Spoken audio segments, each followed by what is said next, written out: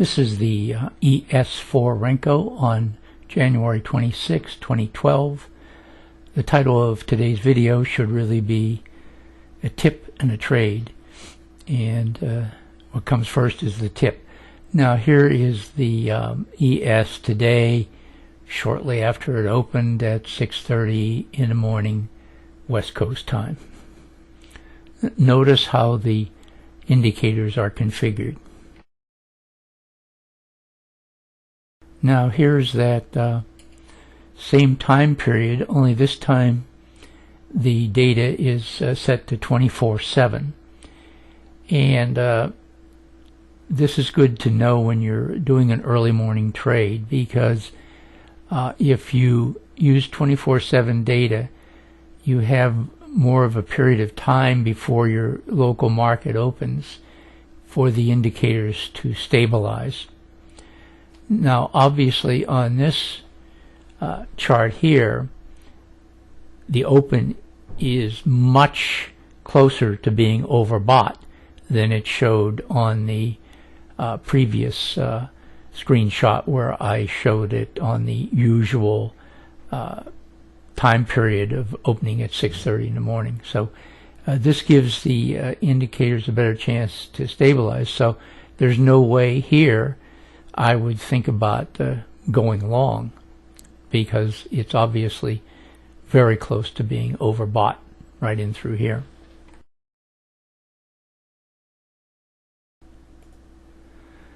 Now using the 24/7 data, this is where I took the trade right here. As you can see, it's pretty obvious that things are going short as the swing cycle crossed below its variable band right here, which was obviously overbought area, and flattened out, turned red down here. The DIX was already red moving down. You already have a down triangle here. Linear regression slope was moving down, and R squared was pretty much flat right in through here. But the Bollinger Band differential oscillator, the dashes were red in the midline, and it had crossed through the Bollinger Bands right here. So all in all, particularly using the 24-hour data, it made it quite obvious that this was an area to go short on.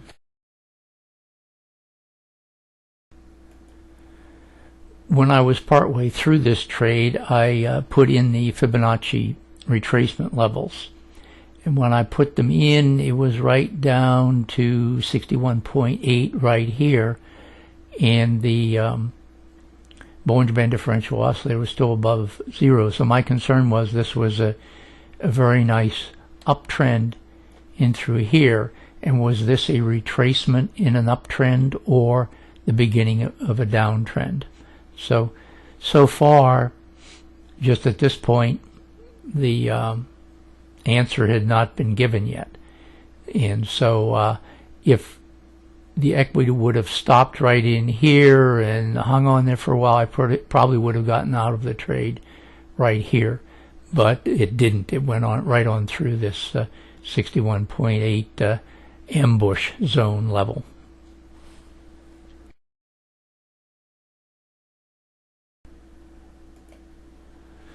Okay, and here's the last of this video.